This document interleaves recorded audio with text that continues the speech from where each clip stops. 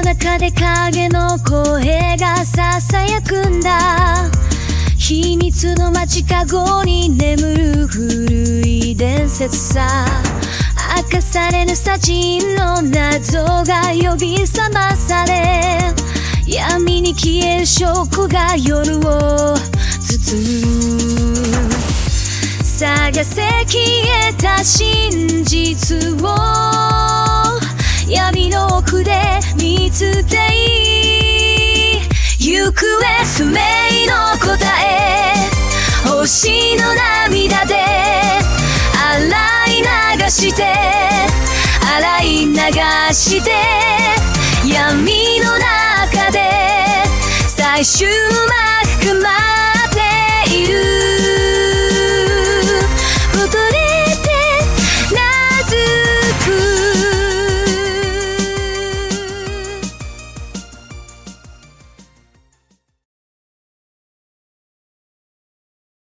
The episode opens inside a stark, dimly lit police office where Sora, a half-wolf private investigator, stands before the chief of police.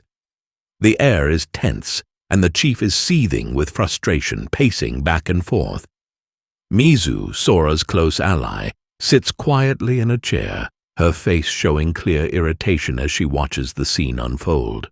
Sora, explain to me how all this mess happened. Your display of powers in public is getting unacceptable. We're supposed to be keeping the peace, not starting more chaos. The world is changing. The mythical side is getting harder to contain. Things are spilling out of the shadows. A man named Seth tried to convince me to join him. Then when I refused, he had his vampires attack me. He left me alive, as if to send me a message. That's why you're here. To contain, not to exacerbate the situation. You're not allowed to show off your abilities, as I stated, especially not in front of the public. This Seth thinks he can make a power move on us by killing Jason Hawke. And what exactly have you been doing to find him? I'm still working on that case. They all disappeared without a trace. No digital leads. It's as if they've completely vanished. But with all due respect, Chief... You have until the end of the week, or I'm sending you back to your land of wolves, Sora. You think you can handle this or not? At this, Mizu abruptly stands up, a dangerous glint in her eyes. She speaks with cool, biting authority. Chief, if you send her back, what's your plan? To deal with Seth and the two vampires alone? You and your men wouldn't last a minute. Do you think they'll just stop after one billionaire? They'll slaughter every human they encounter. You need her help. So how about you? Show some respect for what she's doing for you humans. Sora, surprised by Mizu's outburst, places a hand gently on her arm, asking her to calm down. Mizu, please, let's not escalate it. The chief, visibly shaken, remains silent, staring at Mizu with a mix of fear and uncertainty. His confidence wanes as Mizu continues to lock eyes with him, her presence undeniable. With a final glance, Mizu and Sora turn to leave the office.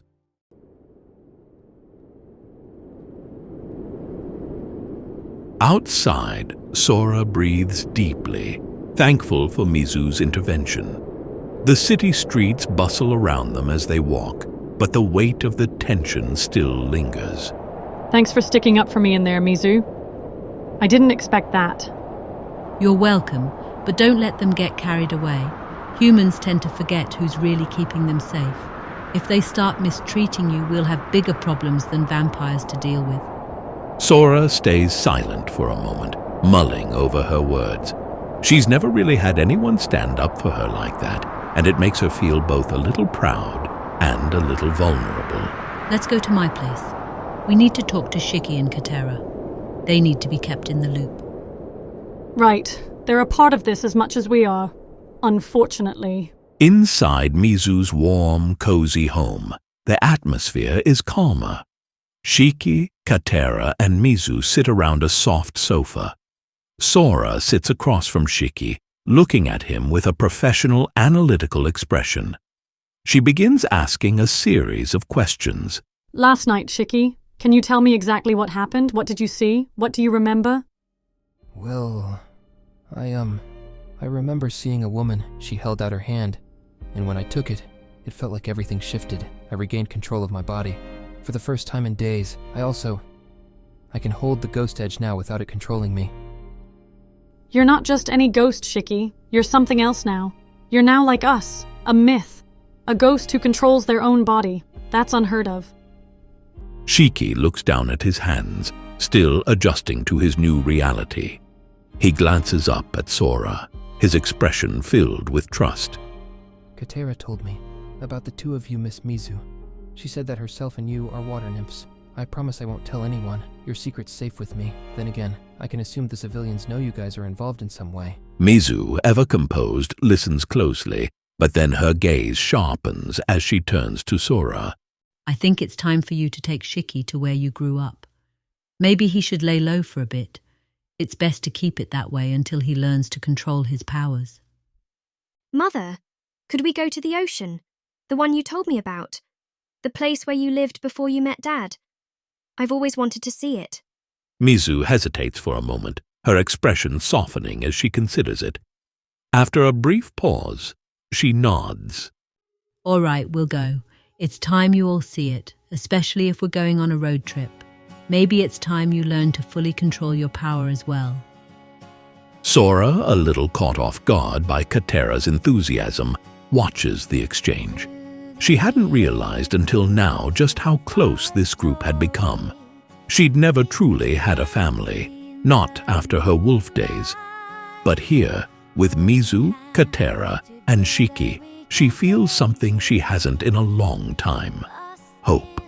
The four of them begin preparing for their journey, a mixture of excitement and anticipation building in the air as they make their way to the land of myth.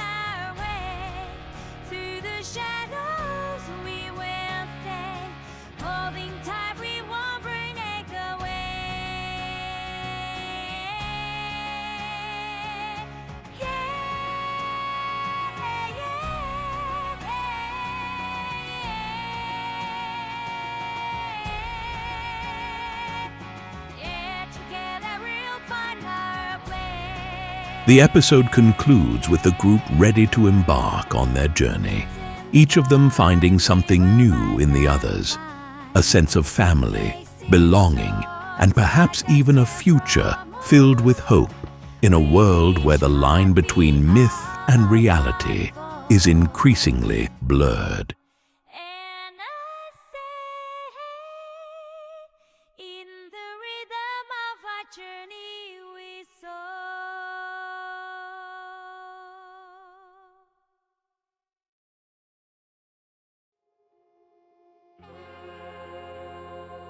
In a dimly lit, shadow-cloaked chamber, two figures stand at the center, their silhouettes barely visible against the encroaching darkness. The atmosphere is heavy, charged with anticipation and unspoken tension. Roya, the more restrained of the two, stands with his back to Noava, his voice low but firm. You may have ravaged the land of the Grandmaster Noava, but you've yet to lure my brother Kuma out. Kuma is the protector of that land, and without him, the plan will remain incomplete. Noava's expression is unreadable, though his lips curl into something like a smile, dangerous and cynical. I've waited long enough. It's about time we do what was always meant to happen: kill the Grandmaster. No more games, no more waiting. Seth wouldn't approve. This isn't what he intended, and you're aware of this. Seth isn't here, is he? And frankly, I don't care. His approval is irrelevant. I will lure Kuma out for you, Roya. Once I've done that, I'll take the land of myth for myself. It's time someone claimed it. I only hope that you do your part and keep him away. Do as you wish. I will do my part and make sure my brother doesn't kill you and all of your samurai. But I won't protect you from Seth. That you'll have to do on your own. In due time, I won't need protection. Your money will be at the location you gave me. Until next time. Dragon. A cold silence fills the space between them. each man contemplating the weight of Noava's words. Roya stands motionless, the gravity of the situation pressing on him, but ultimately he knows there is little to stop Noava now. The path forward has already been set, and soon the balance of power in the land of myth will be shattered. The shadow of the moonlight, the howl that pierces night, the spirit of a legend, boundless in its fight. I am the voice of thunder that echoes in the void. When silence turns to fury, my wrath is unalloyed. You can't break me, hear me howl. In the darkness, I'm the proud. No wolf unleashed, no fear, no doubt. In the twilight, I scream out. Irrevocable, my spirit, rolling through the snow. With eyes that pierce the silence, in shadows I bestow.